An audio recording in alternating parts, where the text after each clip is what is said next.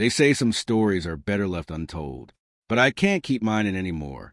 Not when the weight of it still lives in my chest, like a heartbeat that never really stopped. This isn't just a story about family. It's not just about secrets. It's about something deeper, something that grew in the quiet and bloomed in the dark. I never thought the man I called Dad would be the one to change everything, but he did. And I can still feel his arms around me that night. My name's Nathan. I'm 18 now, but this story started when I was 16.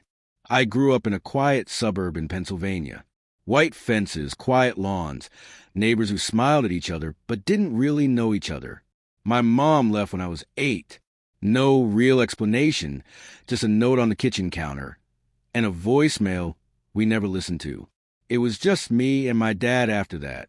His name's Dean. Tall, strong, the kind of man other dads call when they needed help lifting a car engine or fixing a roof. He wasn't the talk about your feelings type. He fixed things. He provided. He stayed quiet. But with me, he was soft in his own way. He packed my lunch when I was late. He waited in the car outside parties when I wasn't ready to leave. He never yelled, even when I knew I deserved it. He was safe. But when I turned 16, something shifted between us. And I don't know if it was in him or in me, maybe both. It was a Saturday night in early March. Rain tapping the windows. The heater humming like a lullaby through the house. I had a nightmare that night. A bad one. One of those dreams where you wake up with your heart slamming in your chest, soaked in sweat, breath caught in your throat. I don't even remember what it was about, but I remember getting out of bed. I remember walking down the hall like a little kid, barefoot, shivering. And I remember standing outside my dad's bedroom door, just standing there. I don't know what I expected. I was too old to crawl into his bed, too big to cry in his arms like I used to. But I opened the door anyway, and he didn't say anything. He just looked at me, then lifted the blanket beside him, and I climbed in. That was the first night in a long time that I slept soundly. He didn't hold me. He didn't touch me. But I could hear his breathing, slow and steady. And in the dark, with the storm outside and my heart still thumping from the nightmare, it felt like home again. The next morning, we never talked about it. He just poured me a cup of coffee like nothing happened. But something had happened, and it didn't stop there. It started happening more often. Me, finding my way into his bed when the world felt too heavy. Him, never asking questions, never turning me away. Sometimes I'd feel his arm graze mine, or his leg shift closer. Once, I woke up and his hand was resting gently on my side, not in a weird way, just there, warm, solid, comforting. But it wasn't until that one night that things changed. That night, I wasn't having a nightmare. I wasn't scared or sad. I just missed him. It was summer by then. July heat made the air feel sticky and slow. I couldn't sleep.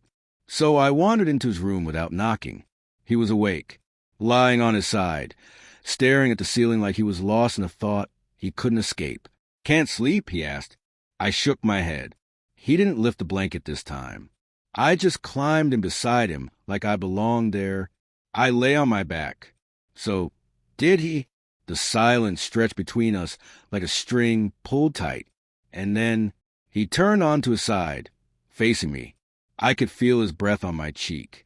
The bed creaked softly as his arm moved across my chest, slowly, carefully, like he was testing something.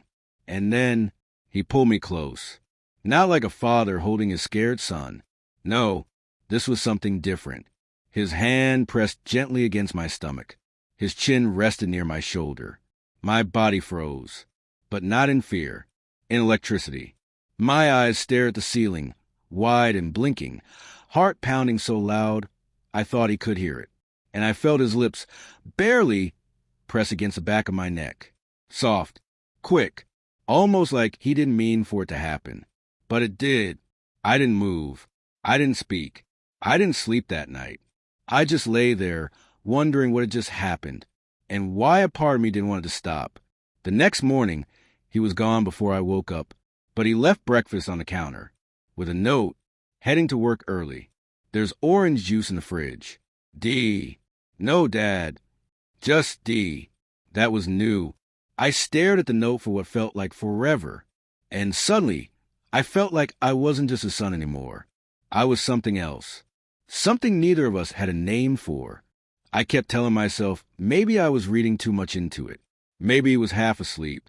Maybe it meant nothing. But deep down, I knew better. Because the next time I came into his room, he was already facing the wall, waiting. If you've ever felt something that confused you, something you couldn't explain but couldn't ignore, like this story to show you're not alone. Comment below. Do you think this was just innocent comfort or something else beginning to grow? And don't forget to subscribe, because this story only gets deeper from here. In part 2, the bond they both tried to ignore starts crossing lines neither of them ever expected. They say everything has a beginning, but some beginnings happen so quietly, you don't realize what started until you're already deep inside it. That's how it was with me and him. We didn't plan this.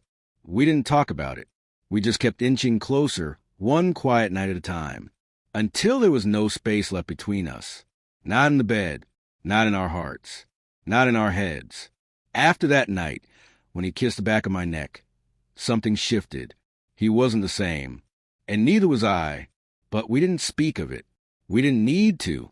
The silence between us had grown, heavier, not uncomfortable, just full of questions, of tension, of something soft and strange and terrifying. It was a Wednesday afternoon when I noticed a change in his eyes. He'd come home early from work, said he needed a break. I was lying on the couch, shirtless, watching some dumb movie with the ceiling fan spinning above me. He walked in and stood there for a second, just watching me. I saw it in his face. That long, quiet stare, like he didn't recognize me. Or maybe like he saw too much of himself in me. He didn't smile, didn't speak, just kept looking, and then turned and walked into the kitchen. I laid there, heart racing, trying to pretend I hadn't noticed. But I had, because for the first time, he didn't look at me like I was a son. He looked at me like I was someone else. That night, I didn't go to his room. I wanted to. God, I wanted to. But something held me back. I stayed in my own bed, staring at the ceiling, until I heard the door creak open. Not mine, his. Then footsteps. Soft, careful, stopping outside my door. I closed my eyes and pretended to sleep. The door didn't open. He didn't say anything. Just stood there for a long, quiet moment, and then walked away. The next day, he didn't leave for work. We ate breakfast together. Pancakes. Black coffee. He didn't look me in the eye, but I could see it in his posture, the way he leaned forward, the way his hand brushed mine when he passed syrup. He was nervous, and he was trying not to be. I might take some time off, he said suddenly. I looked up. You okay? He shrugged. Yeah, just been feeling off lately. Like I need to be here more. I nodded, but inside I was screaming, because I knew exactly why he needed to be here, and I wasn't sure if I wanted him to be or needed him to run far away. That weekend, we didn't leave the house. We watched movies, cooked dinner together. At one point, he reached over and tucked a strand of my hair behind my ear. My breath caught, so did his, but he didn't pull away. That night, I stayed in his bed again. It wasn't like before. We didn't sleep on opposite sides. He wrapped his arm around me the second I laid down, held me tighter, and when I shifted, his hand brushed my chest.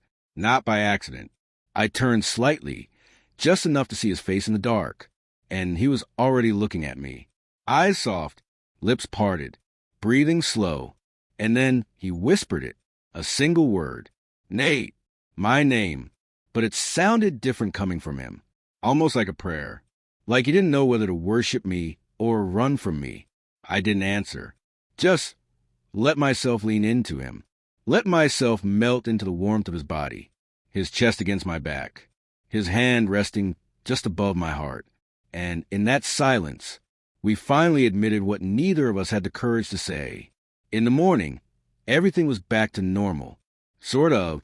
He poured me orange juice and asked if I wanted eggs. But he didn't look me in the eye. And when I accidentally brushed his hand while reaching for plate, he flinched, like he was scared of himself. Like whatever we were terrified him. The next few nights, we didn't sleep in the same bed. He kept his door shut, and I lay awake in mine, staring at the ceiling, hating the silence, hating the space between us. Until that one night, when I heard him crying. It was after midnight. I got up to get water, and as I passed his room, I heard it. Quiet, muffled sobs. I froze. I didn't know what to do, but my feet moved anyway. I knocked softly. Dad? Silence. Then a sniff. I'm okay. You're crying. No, I'm not. I opened the door, and there he was, sitting on the edge of the bed, back hunched, hands covering his face. When he looked up, his eyes were red. I can't do this, he said. I stood frozen. Do what? This. Us. Whatever this is. My heart shattered. I didn't mean to, he whispered. You were just a kid. I'm not a kid anymore, I said softly. He looked up again. And this time, I saw it. Fear, guilt, longing. I think I love you, he said. And the world stopped. Have you ever wanted something you knew you shouldn't? Like this video if you've ever struggled with feelings you couldn't explain. Comment below what you think Dean really meant. And subscribe for part 3, where truths get harder, boundaries blur further, and one moment will change everything forever. Some moments live inside you forever. Not loud, not screaming, but whispering just beneath your skin. That night in the garage was like that. It didn't explode. It settled, soft, haunting, and unforgettable. And after that, nothing between us was the same. After he said it, I think I love you, the room felt like it couldn't hold the weight of those words. I just stood there, stunned, heart in my throat, hands shaking, but trying not to show it. Dean, my dad, sat on the edge of the bed, elbows on his knees, eyes to the floor like he'd just ruined everything. And maybe he had. But I didn't run. I didn't yell. I didn't cry. Instead, I walked over, sat next to him, close but not touching. For a while, we just breathed. Together. Quiet. Scared. But somehow safe. I shouldn't have said that, he muttered, breaking the silence. I didn't respond right away. I didn't know what to say. My brain told me it was wrong. Messed up. Taboo. But my heart was screaming something else. I felt it too, I whispered. His head turned sharply toward me, eyes wide, like he'd heard a ghost say it. I looked at him. I don't know what it is, or what it means, but I felt it too. He didn't speak, just looked, long searching, and then nodded, just once. That was all. He didn't touch me, didn't lean in. We just sat there until the sun started rising.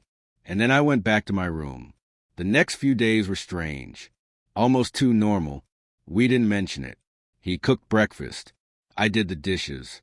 We talked about grocery lists and fixing the gutters. But the tension between us felt like standing on a frozen lake and hearing the ice begin to crack. You don't know when it'll give out, but you know it's coming. Then came that night in the garage. And that was the night it all cracked wide open. It was a Friday evening. He was out back, working on the old motorcycle he hadn't touched in years. I went out to see if he needed anything. He was shirtless, grease on his arms, sweat clinging to his skin.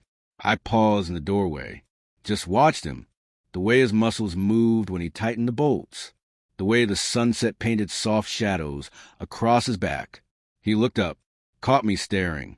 Neither of us looked away. You want to hand me that wrench? He asked, voice casual, but his eyes weren't. I walked over, knees weak, handed him the wrench. Our fingers brushed. He held it a second too long before taking it. Thanks, he said quieter. I crouched beside him, pretending to look at the engine, but all I could feel was the heat between us. Then he turned. We were face to face. So close I could see the little scar on his chin from when he was 17, the one he never talked about. He looked at me and whispered, You don't have to be afraid of me. My chest tightened. I'm not. His hand reached out, slow, careful, and touched my cheek. I didn't pull away. His thumb grazed my jawline. And then he leaned in. I stopped him, not because I didn't want it, but because I did. Too much. We can't, I said, breathless. He pulled back, eyes searching mine. I know, he whispered, but he didn't move. Neither did I. Our faces were inches apart. And in that silence, the line we'd drawn months ago started to fade. Then something inside me broke. I grabbed his wrist, guided it to my chest, let him feel how fast my heart was beating. He stared at my hand over his, and slowly, so slowly, he leaned in again. This time, I didn't stop him.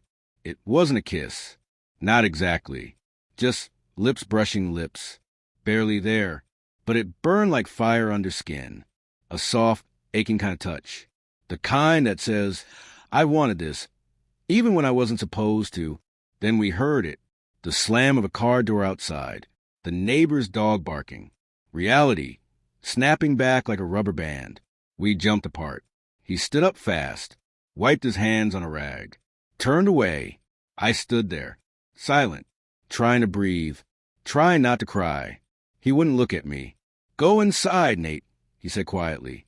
I opened my mouth to speak, but closed it and left. That night, his door stayed shut again. I lay in bed, eyes wide open, replay after replay of those few seconds in the garage spinning in my mind. Eyes red, voice hoarse. He looked like he hadn't slept. I was sitting on the couch when he walked in. He stood there at the doorway, keys still in hand. I messed everything up, he said. I stood. No, you didn't. He looked at me, really looked at me, like he was drowning in himself. I don't know who I am anymore. I stepped closer, put my hand on his chest. You're still him, I whispered. Still the man who raised me, still the one I love. His breath caught. I don't deserve to hear that from you. Maybe not, but I mean it. His eyes glistened. And then, for the first time in days, he touched me again, pulled me into his arms, held me like I was the only thing holding him together. And I held on just as tight, because I didn't know what tomorrow would bring. But I knew that, for tonight, we were both just trying to find our way back to something that never had a name. If you've ever felt torn between love and fear, like this story to show you understand the silence between words, comment below, would you have walked away or held on tighter? And don't forget to subscribe, because in part 4, someone finds out, and the bond they've kept hidden, it's about to face the light. For a while, it felt like things were settling. He was home again. We were gentle with each other. No sudden moves. No late-night visits.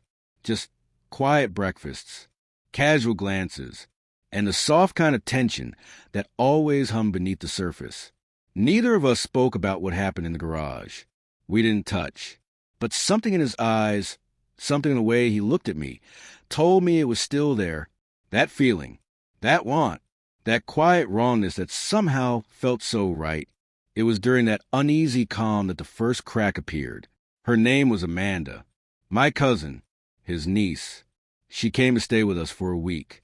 Said she needed a break from her parents. From college. Just wanted some peace and quiet. Dean welcomed her like always. Warm, protective, smiling in that way that made people feel safe around him. But when she hugged me, she lingered, pulled back, and looked at me with narrowed eyes. You look different, she said. I laughed. What, like taller? No, she said, tilting her head. Just different. I shrugged it off, but I felt it in my gut. Amanda had always been sharp, too sharp sometimes. The first few days were uneventful. She mostly stayed in the guest room, scrolling her phone or reading on the porch. At dinner, she'd joke with Dean and ask me about girls. You still dating that barista from last summer? She asked one night. No, I said, keeping my face neutral. She smirked. Didn't think so. You've always been a little distracted. Dean cleared his throat. Amanda glanced between us. I looked down at my plate. I could feel her watching us. That night, I went to the kitchen for water.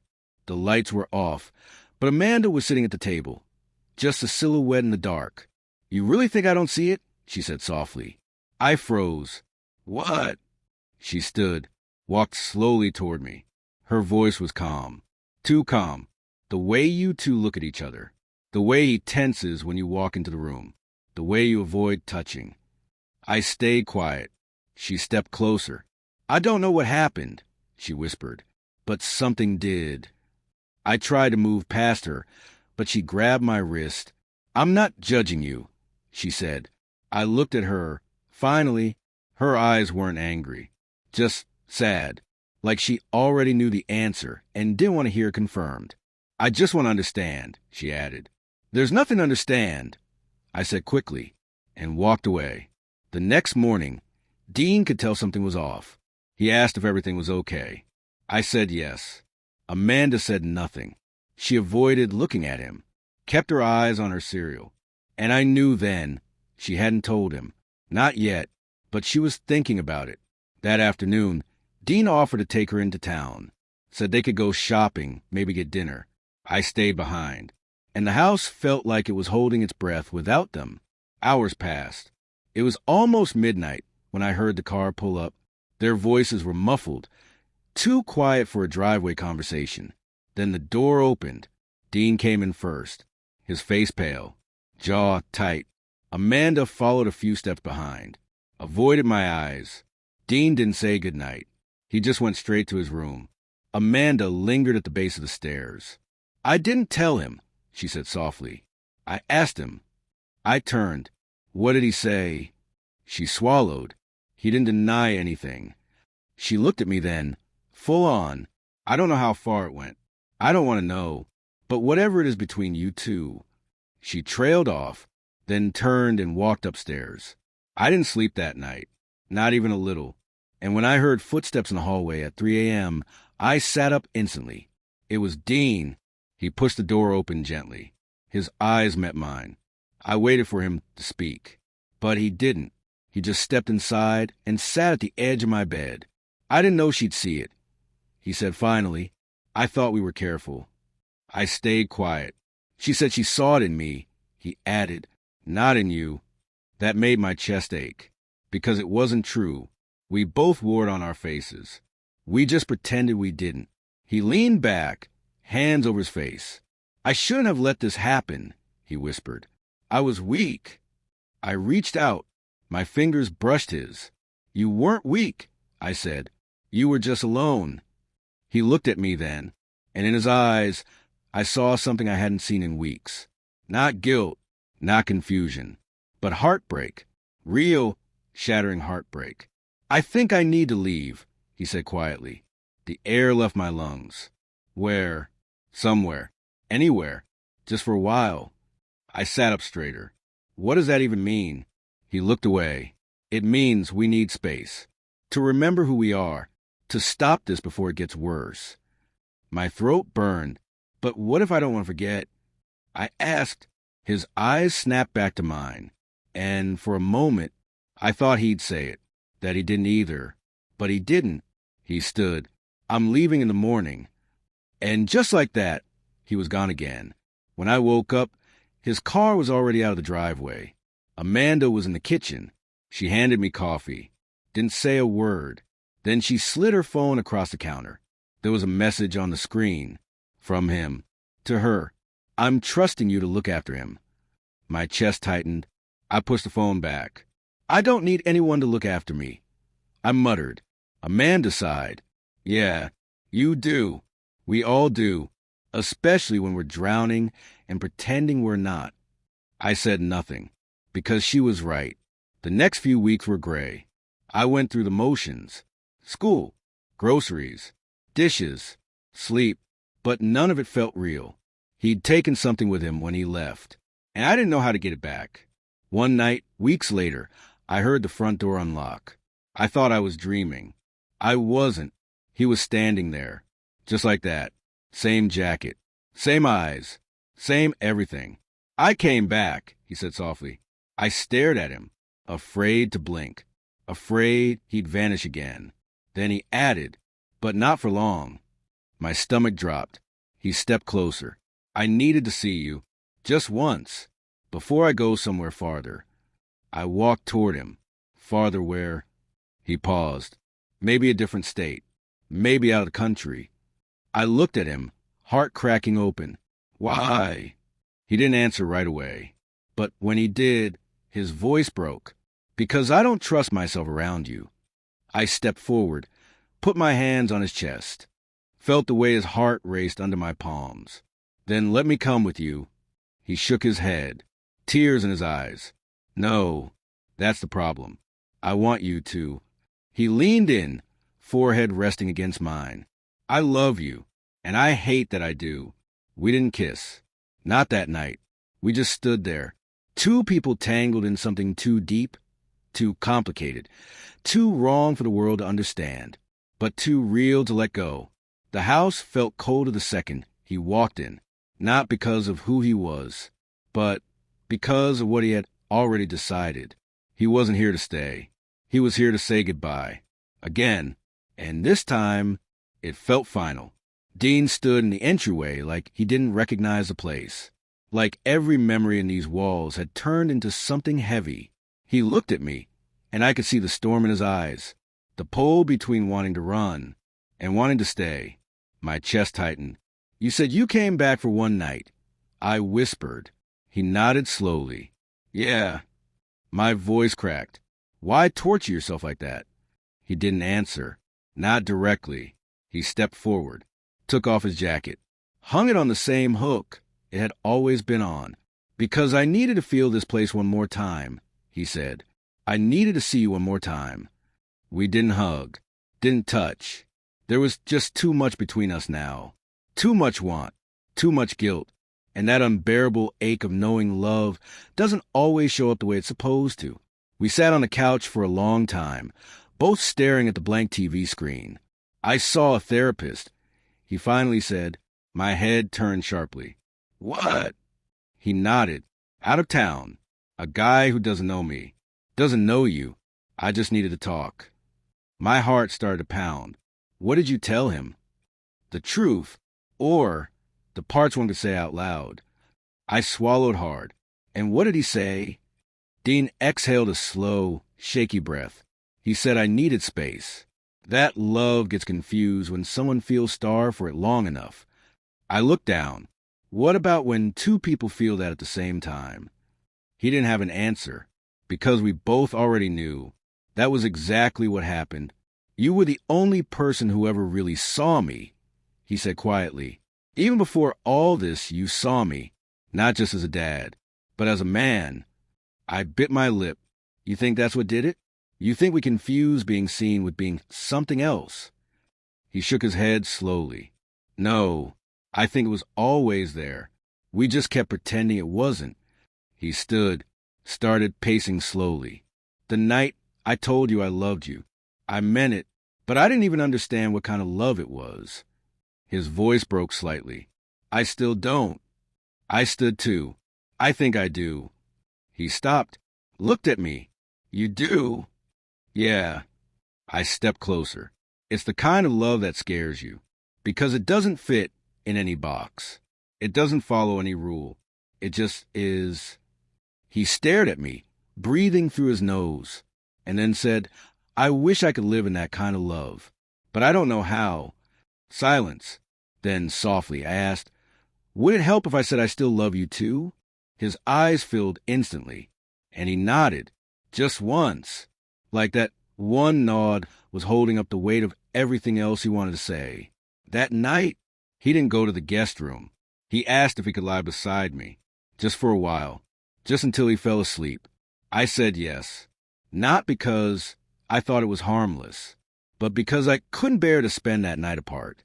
We lay there side by side on top of the sheets, neither of us reaching for the other, but every part of me felt him there.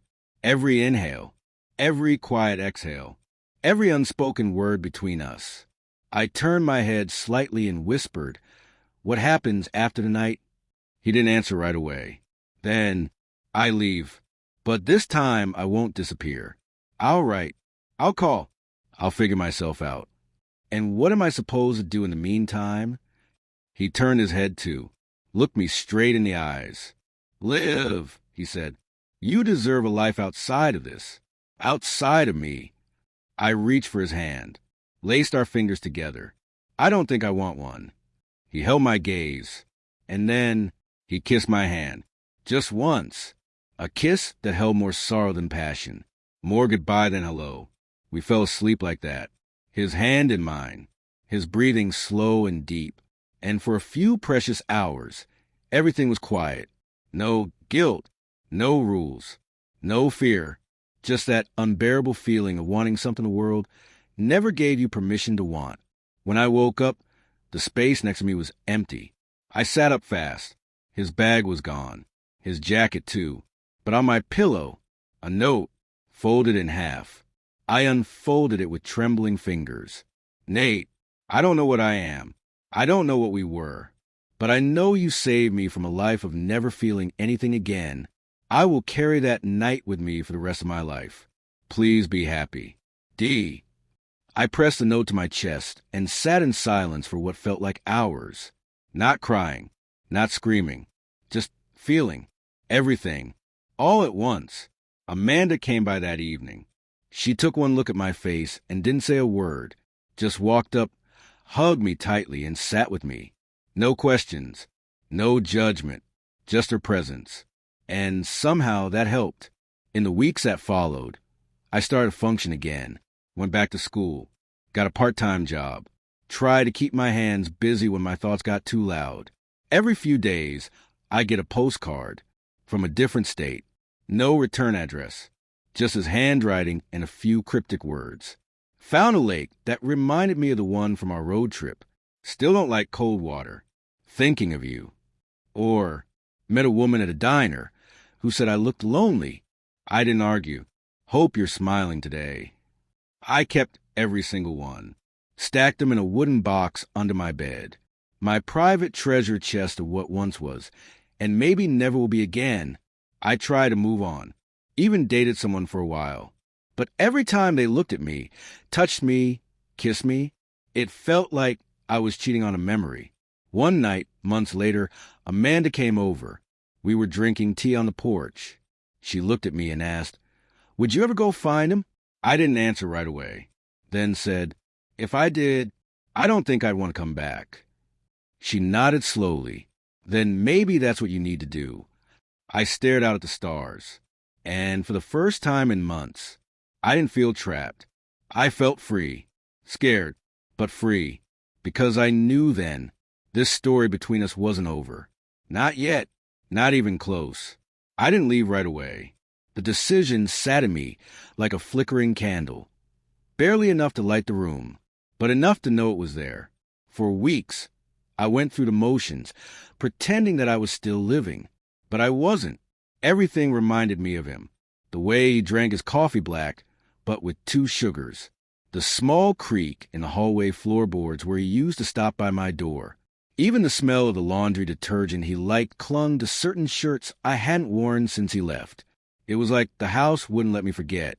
Or maybe I didn't want to. One morning, Amanda dropped by again.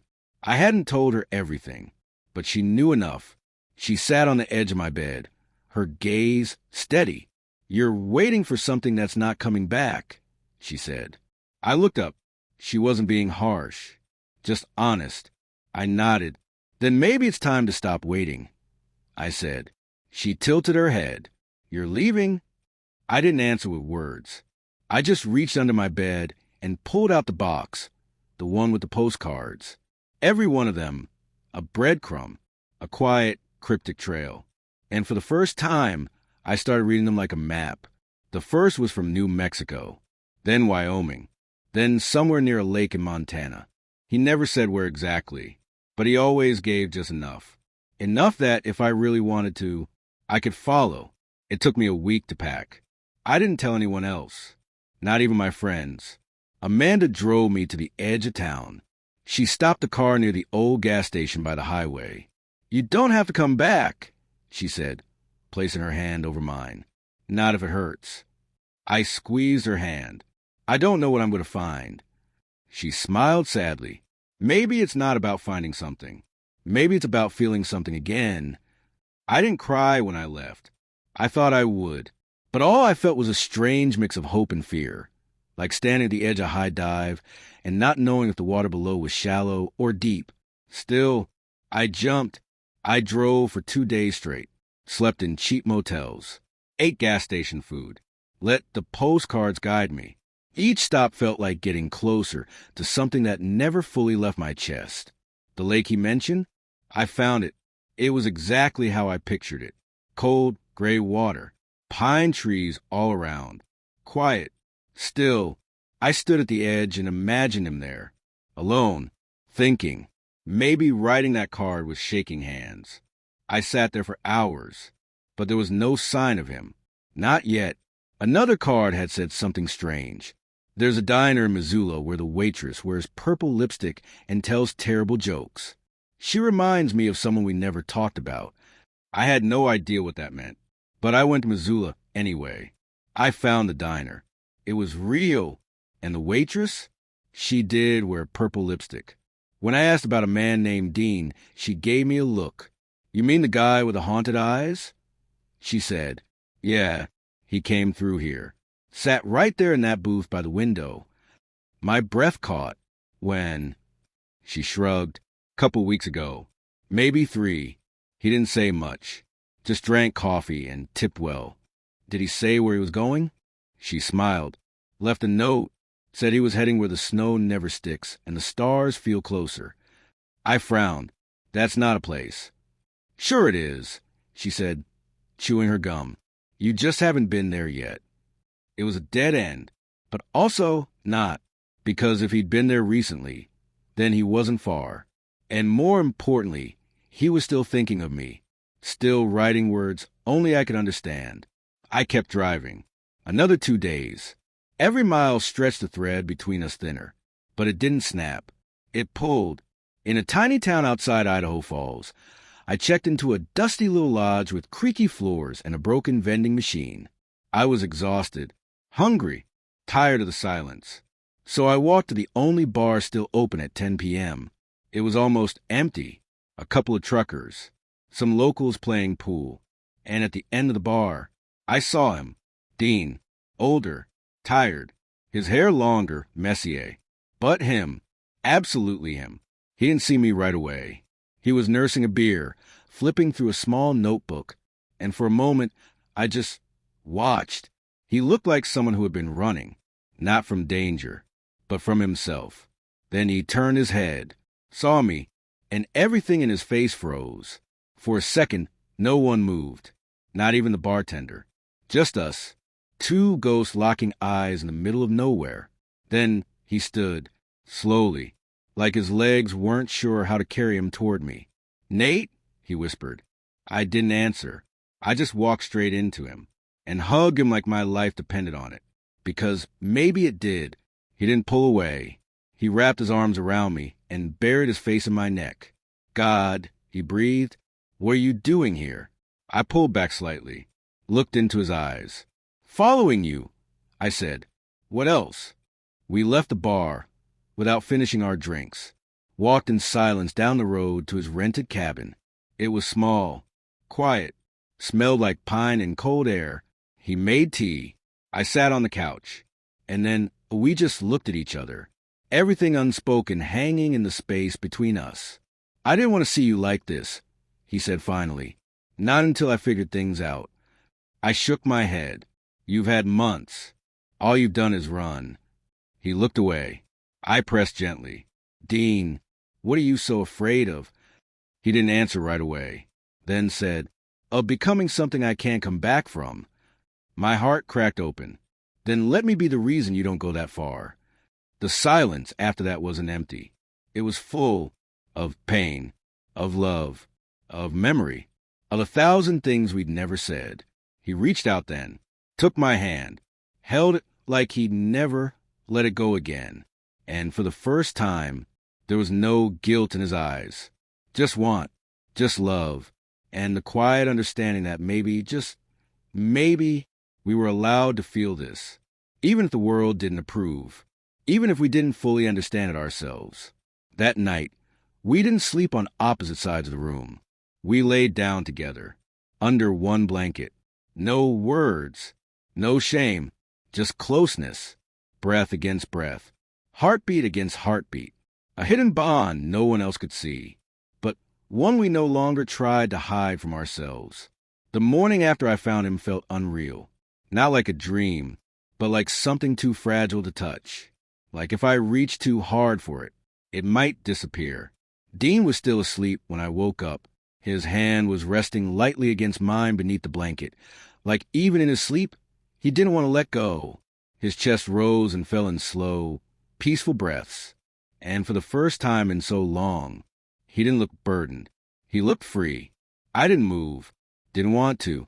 I just lay there, watching him, letting the moment breathe around us. I thought about all the times I'd woken up before and found nothing but silence, space, and the ache of missing him. But now he was here, and I wasn't ready to lose that. Eventually, his eyes opened. He blinked slowly, then looked over at me. A small smile formed. "Still here?" he asked, voice rough with sleep. I nodded.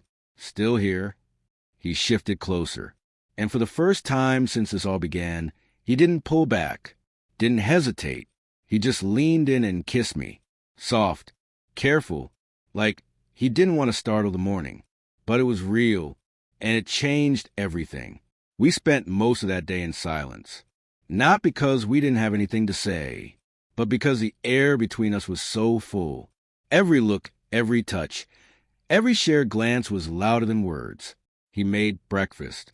Eggs, toast, coffee.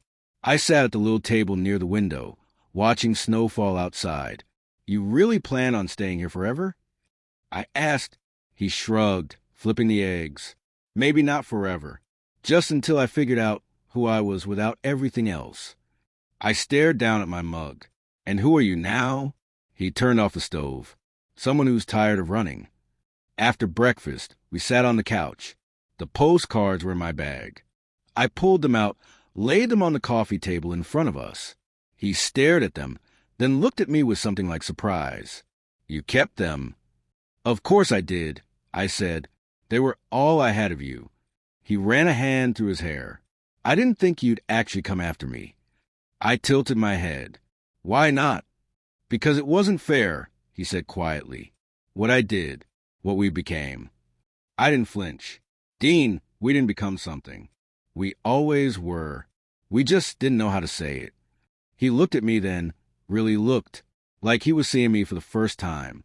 And maybe I was seeing him too, not as a father, not as some broken man, but as someone who was scared to love out loud, because the world had only ever taught him how to love in secret. "I want to stop hiding," I said softly. Dean stared at the snow-covered trees beyond the window. "And what does that look like?" "It looks like being honest. With ourselves, with each other." "And with everyone else?" he asked. The question hung heavy. I didn't answer, because the truth was, I didn't know how to explain this to anyone. Not Amanda, not my friends, and sure as hell not the rest of the world. Dean leaned forward, elbows on his knees. "I spent so much of my life pretending to be someone I wasn't. A husband, a father, a man with walls built so high I couldn't even see out." He paused. "But you broke through that, without even trying." I reached for his hand, laced our fingers.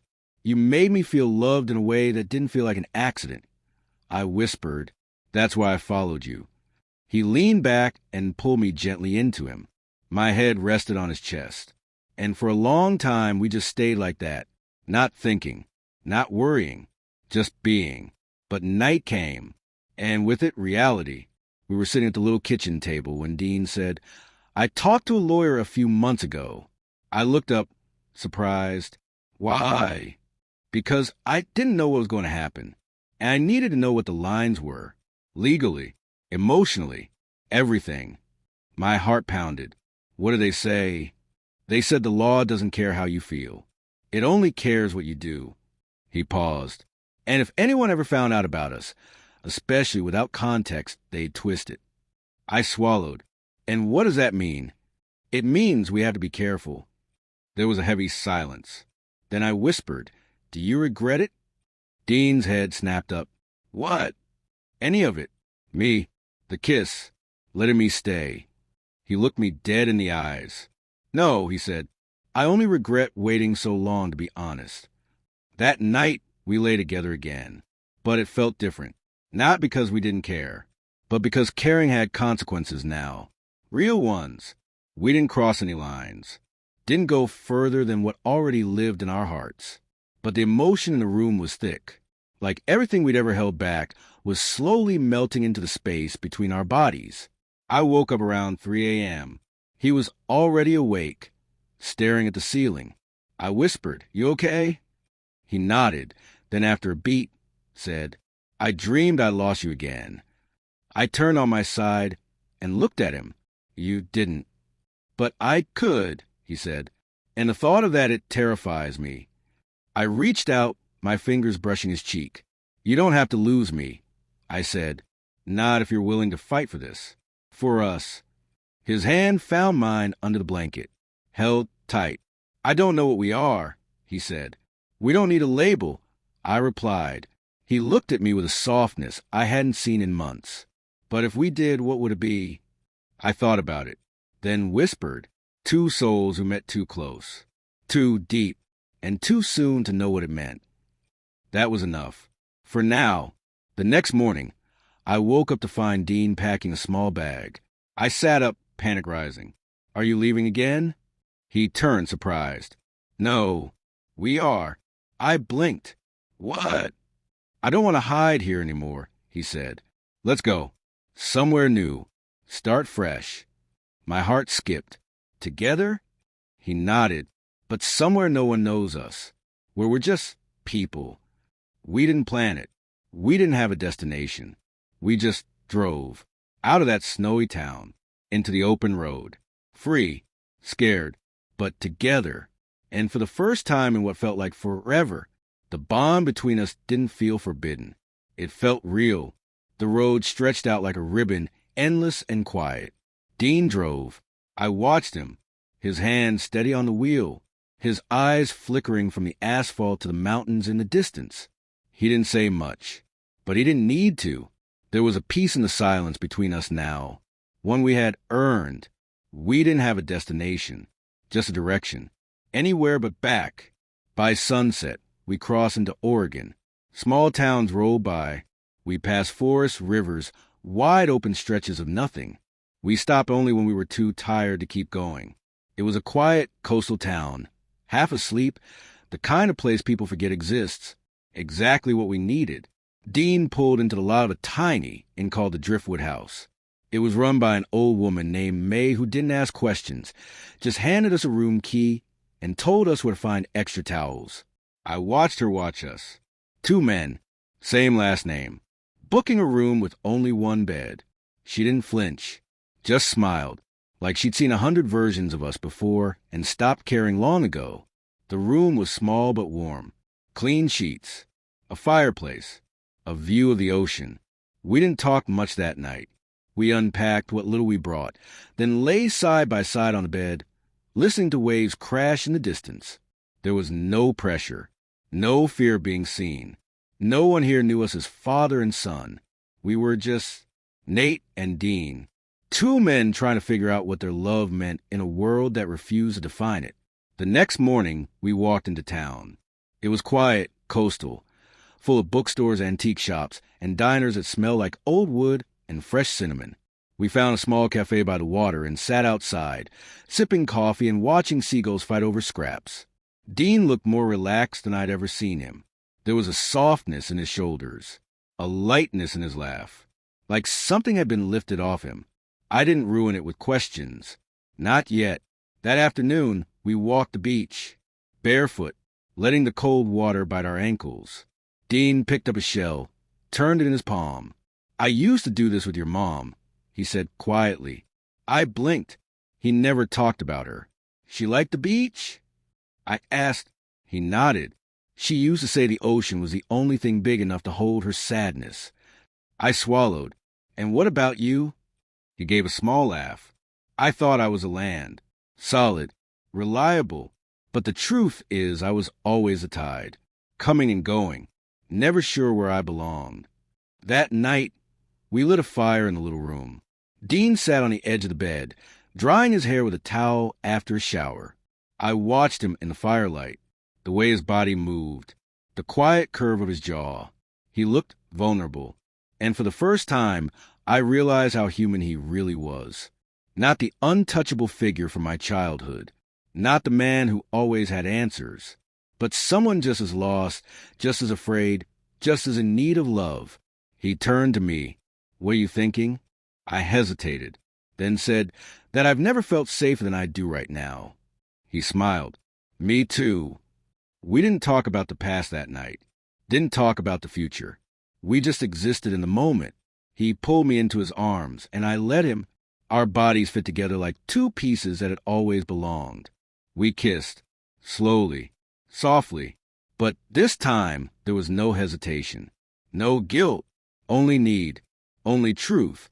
He whispered my name like a secret, like a prayer, and I whispered as like a promise. What happened next wasn't rushed. It wasn't confused or shameful.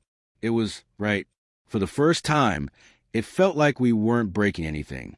Not rules, not laws, not hearts.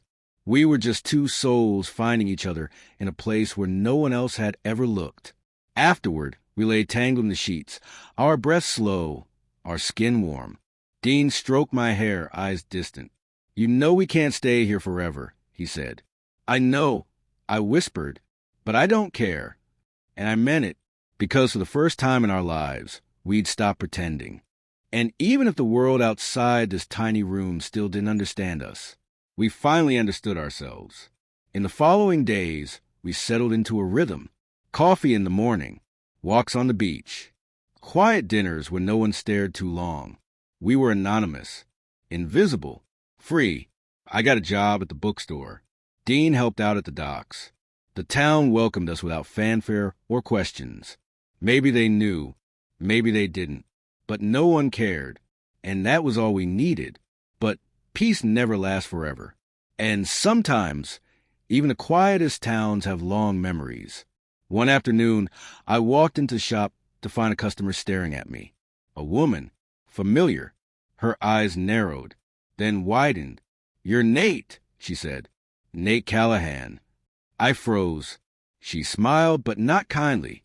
"I knew your mom." I swallowed. "You must be mistaken."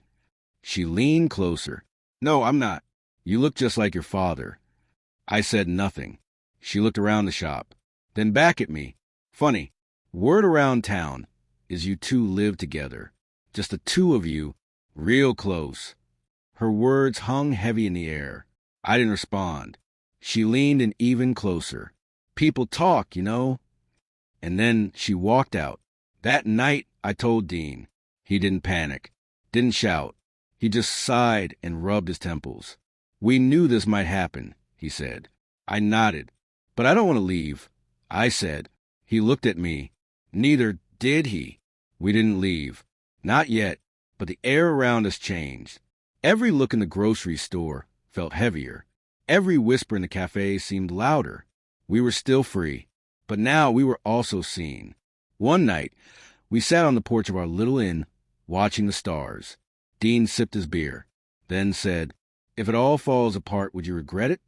I turned to him. "No," I said, "because even if this ends tomorrow, I finally knew what it felt like to be loved without hiding." He leaned over, kissed my forehead. "Me too."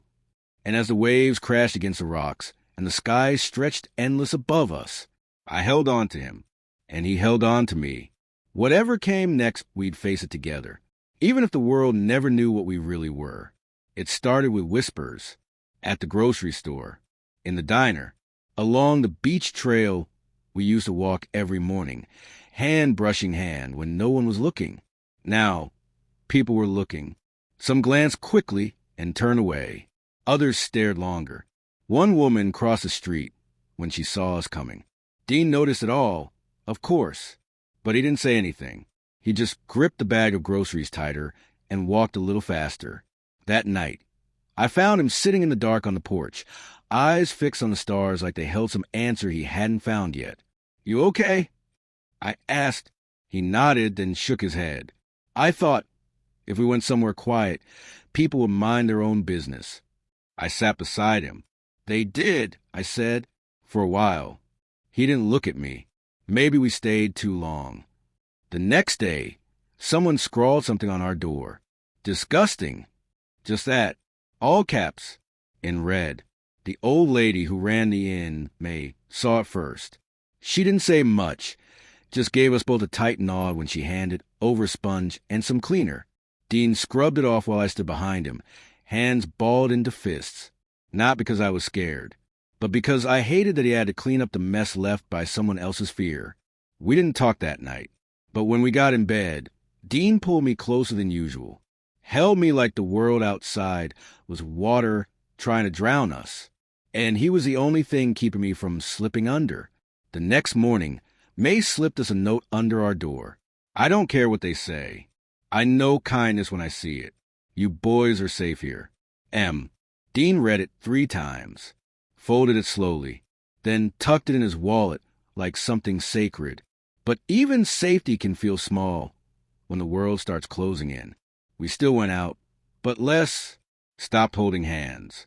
Stopped laughing as loudly at our usual breakfast spot. Dean kept looking over his shoulder. Not paranoid, just prepared. I didn't blame him. He had been hiding his whole life. And now, even in this tiny town we thought would forget us, people remembered too much. Then one night, it happened, we were walking back from the beach when a truck pulled up fast beside us. 2 guys inside. Local boys. Young. Loud. One of them leaned out the window. Hey, freaks. Why don't you take your sick shit somewhere else? Dean stepped in front of me instinctively. Didn't say a word, but I could see his jaw clench. The other guy laughed. Is that your son or your boyfriend? Or both? The truck peeled off before either of us could move, left nothing but dust and silence behind. Dean didn't speak the whole way home. When we got inside, he grabbed a chair and sat down, staring at nothing. I stood in front of him. We knew this could happen. He nodded slowly, but knowing and feeling are different. I knelt in front of him. You're not wrong for loving me. I said, I'm not ashamed of us. His eyes were glassy. I'm not either, but sometimes I think maybe we should have kept this in our heads. Maybe loving someone doesn't always mean you get to be with them. I shook my head. Don't do that. Nate! No! Don't start pulling away from me now. We already lost each other once. I won't do it again just because someone yelled something from a truck. He looked at me, torn between fear and love, but I knew which one I needed him to choose. That night we didn't touch, didn't kiss, just lay on the bed, backs turned but inches apart. I could feel his breath slow, then quicken, then slow again, like he was wrestling something in the dark. Like if he just stayed still long enough, maybe the storm inside would pass. But it didn't. The next morning, he was gone. Just like that. His side of the bed cold. His shoes by the door missing. No note. No goodbye. Just silence. My heart cracked. Too familiar a sound. I waited a day. Then 2. Then walked down to May's office. She looked at me with kind eyes. Don't say it. I whispered. Just tell me if he said where he was going. She nodded slowly. Said he needed to protect you. I swallowed. That's not protecting me. That's leaving me. That night, I walked the beach alone. Let the waves crash over my feet. Let the wind slice through my jacket. I screamed into the dark, but no one answered.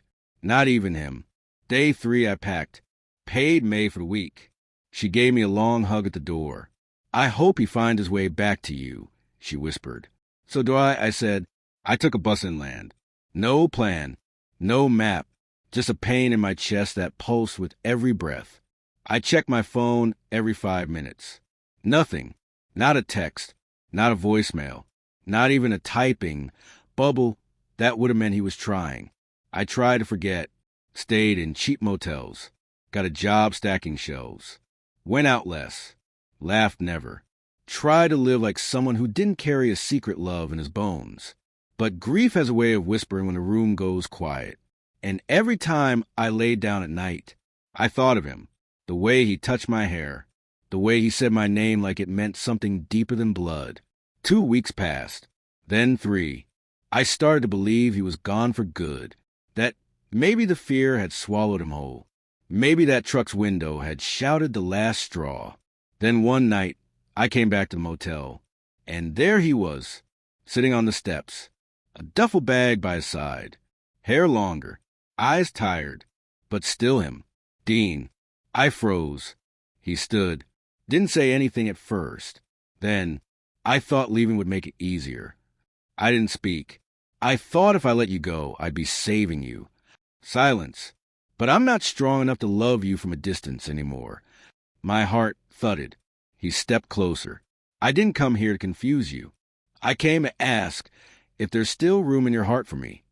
I let the bag fall from my shoulder, ran to him, held him like it was the last time. It wasn't. That night, in the cheap motel bed, we kissed again. Not with passion, with need, with relief, with the kind of love that survives even when everything around it tries to tear it down. Dean looked at me in the dark. Whatever we are, I don't care anymore. I just know I'm better when I'm next to you. I touched his cheek. Then stay. He nodded, and this time, he did. The rain was soft that morning. It tapped gently against a motel window, like it didn't want to wake us. Dean lay beside me, one arm slung across my chest, his breath warm against my skin.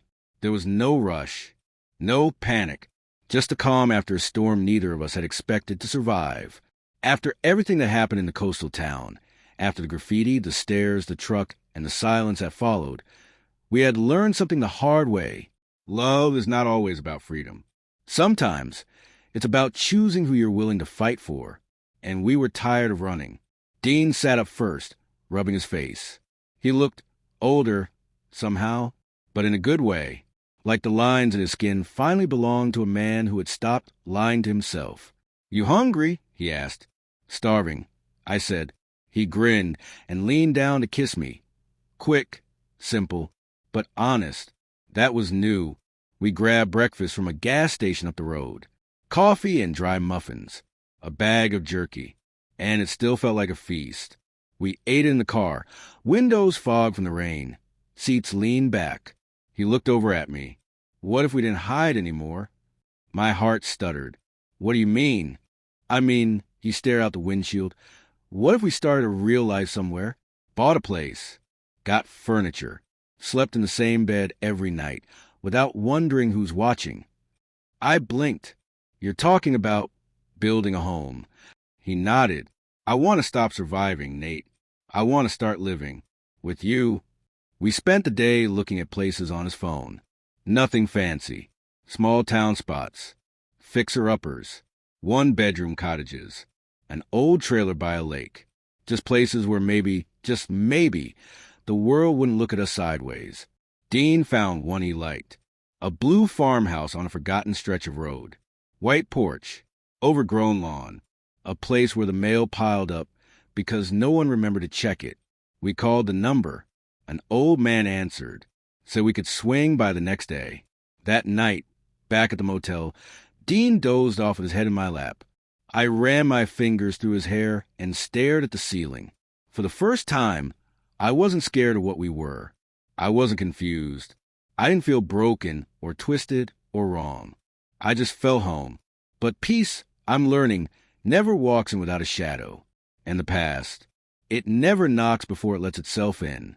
It was early the next morning. We had just finished packing the car to visit the farmhouse when someone knocked on the motel room door. Dean answered it with a lazy smile, expecting May or the front desk clerk. But his smile vanished, and so did the color from his face. "Nathan?" a voice said behind him. I stepped forward, and there she was, my mother. I hadn't seen her in years, not since the divorce, not since she left Dean and me behind. She looked exactly the same. Sharp features, cold eyes, arms folded like she was bracing herself for impact. "What are you doing here?" I asked. "I should be asking you that," she said, stepping inside like she owned the place. Her eyes flicked between us. One bed, one mess of shared clothes on the chair. One truth she clearly suspected but hadn't yet spoken aloud. "I've been trying to find you for months," she said. "And then someone from that beach town sent me a photo. Said they saw you together." Dean spoke up, voice low, steady. You shouldn't be here. She ignored him. You know this isn't normal, she snapped, turning to me. You know it. I felt a lump rise in my throat, but I didn't step back. I didn't look away. I don't care if it's normal, I said. It's real, and it's mine. Her eyes widened. You're sleeping with your father. I swallowed. He's more than that. He always has been. Dean flinched like the words cut him, but he stayed silent. I came here to fix this, she said, to bring you home. I shook my head. This is home now. She looked at Dean, something bitter twisting in her expression. You ruined him, she spat. Dean's voice was calm but full of steel. I didn't ruin anything. I loved him. When you walked out, I stayed, and I loved him when no one else did. She took a step toward me. This isn't love, Nathan. It's sickness. No, I said. It's survival. It's truth. And for the first time in my life, I don't want to run from it. She didn't stay long after that. Didn't scream or cry or plead. She just stared at us like we were strangers. Like the son she thought she had was gone. And maybe he was, because the boy who used to flinch under her rules was gone. All that was left was a man who had made his choice. When the door shut behind her, I collapsed onto the bed. Dean sat beside me. He didn't say anything for a long time. Then, you didn't have to defend me like that. Yes, I did. He turned to me. I would have understood if you backed away, if you told her she was right. I shook my head. I'd rather lose the rest of the world than lose you again. He closed his eyes, pulled me into him, and whispered, I don't deserve you, but I knew better now. We deserved each other, even if no one else saw it. Even if love like ours had no name, we still went to see the farmhouse. It was even smaller than the pictures. Half the porch was rotting. The backyard had weeds taller than me, but it was perfect. It had space, silence, and no neighbors close enough to care. We bought it that week. Cash. No questions.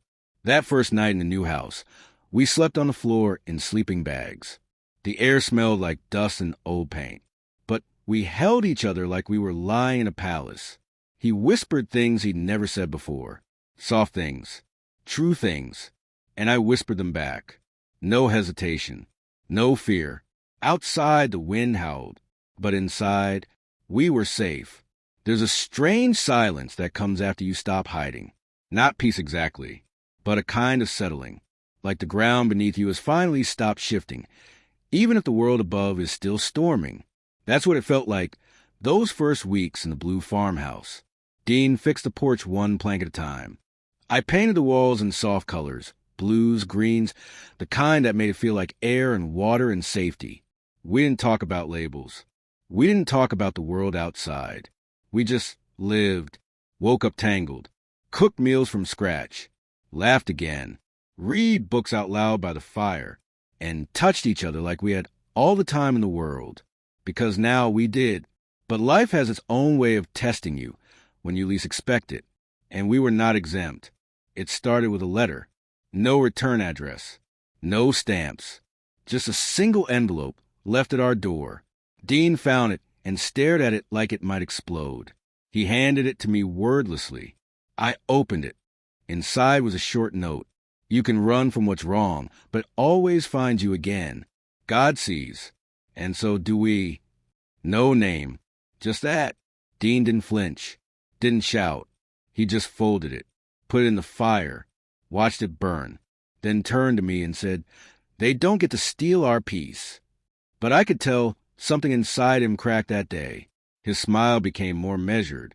His eyes watched the windows a little more often. He didn't sleep as deeply. I tried to shake it off. Tried to distract him with movies, recipes, even bad dancing in the kitchen. But one night, as we lay in bed, he said out loud, I'm scared. I looked at him. What of? That someone's gonna take this away. You. Us. Everything we built. I placed his hand over my heart. You feel that? He nodded. That's not going anywhere. Not unless you want it to. He shook his head immediately. Never. So we decided to stop being afraid. Not by fighting, but by living openly. even if just in our tiny pocket of the world. We started fixing up the house more seriously, planted a garden, adopted a stray dog that wandered onto the porch and never left. We named him Shadow.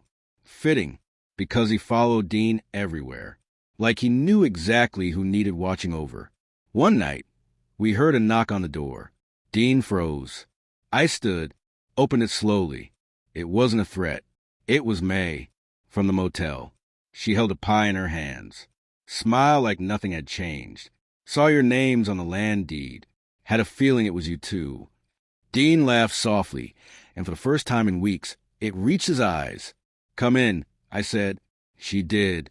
And that night, we had coffee and pie in the living room with the only person who had ever told us we were safe. Word spread. Eventually, the town knew, or guessed. A few people waved when we drove by. Some didn't, but no one else left letters. And that silence, it was louder than applause. Months passed. Seasons changed. Dean started painting again. Canvases stacked in the hallway. Abstract to the sky, the ocean, the way sunlight hit my skin in mornings. He kissed me often. Said, I love you, like it was hello. And I kissed him back. Said it like it was forever. One night, he woke me up crying. Not loud. Just a few tears slipping down as he held me. I'm not crying because I'm sad, he whispered. I'm crying because I never thought I'd live long enough to feel this much. I kissed the wetness off his cheeks. You're not done feeling, I whispered back. Not even close. We took pictures, not selfies, real ones, framed them, hung them around the house. Us on the porch, us in the garden, us laughing while Shadow barked in the background. Proof that this love existed, that it mattered. And then came the moment that changed everything again, not with violence, not with fear, but with quiet joy. Dean came in from the mailbox, holding a small package. Inside was a leather-bound journal. No name, no card, just page after page filled with handwriting. And when I read the first page, I felt my chest tighten. It was my father's. Dean had kept journals for years, never showed them to anyone. But someone, maybe May, had found them after all this time. This one had one line on the cover page. For Nate, so you never forget that none of this was an accident. I read every page. It was raw, messy, full of guilt, confusion, passion, and longing.